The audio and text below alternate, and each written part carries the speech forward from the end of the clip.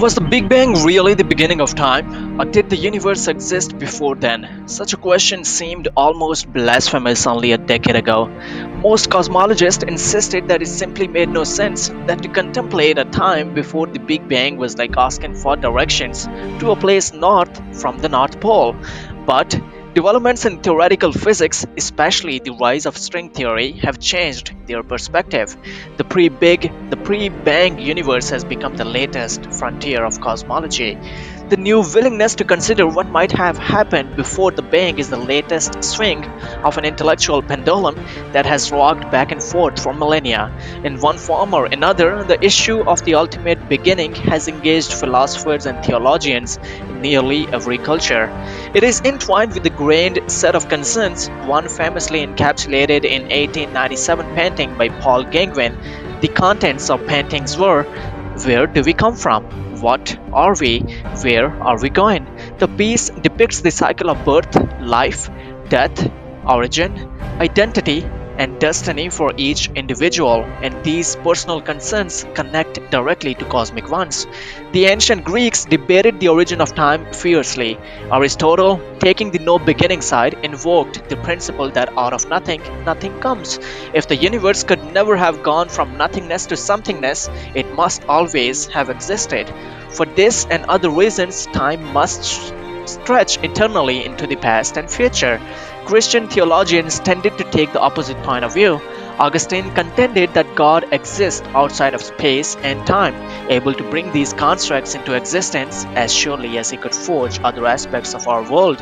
When asked what was God doing before he created the world, Augustine answered, time itself being part of God's creation, there was simply no before. Albert Einstein's general theory of relativity led modern cosmologists to much the same conclusion. The theory holds that space and time are soft, malleable entities. On the larger scales, space is naturally dynamic, expanding or contracting over time, carrying matter like driftwood on the tide. To be specific, consider what has happened over the 13.7 billion years since the release of cosmic microwave background radiation. The distance between galaxies has grown by a factor of about 1000, and while the radius of the observable universe has grown by much larger factor of about 100,000, we see parts of the universe today that we could not have seen 13.7 billion years ago. Indeed, this is the first time in cosmic history that light from the most distant galaxies has reached the Milky Way. Today, two approaches stand out. One, going by the name of loop quantum gravity, retains Einstein's theory is essentially intact but changes the procedure for implementing it.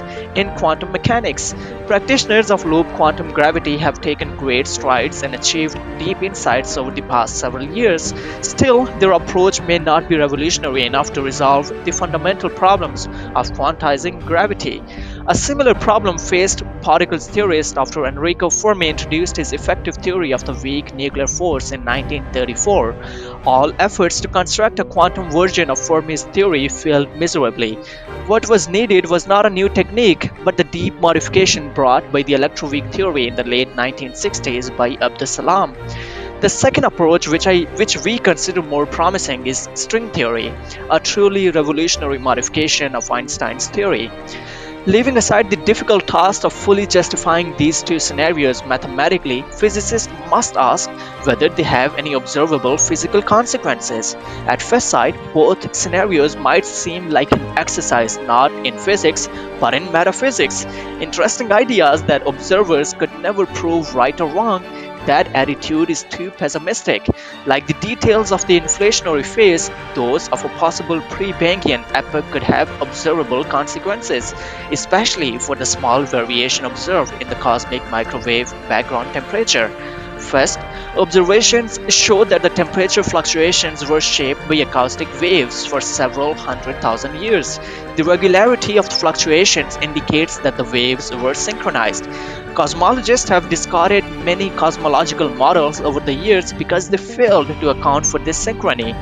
The inflationary, pre-Big Bang, and ekpyrotic scenarios all passed this first test. In these three models, the waves were triggered by quantum processes amplified during the period of accelerating cosmic expansion. The phase of the waves were aligned. Second, Temperature variation can arise from two distinct processes in the early universe: fluctuations in the density of matter and rippling caused by gravitational waves.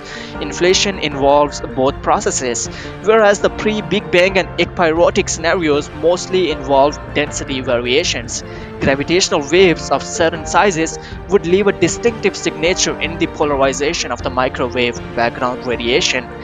A third test pertains to the statistics of fluctuations. In inflation, the fluctuations follow a bell-shaped curve, which is known to physicists as a Gaussian. The same may be true in the ekpyrotic case, whereas the pre-Big Bang scenario allows for sizable deviation from Gaussianity.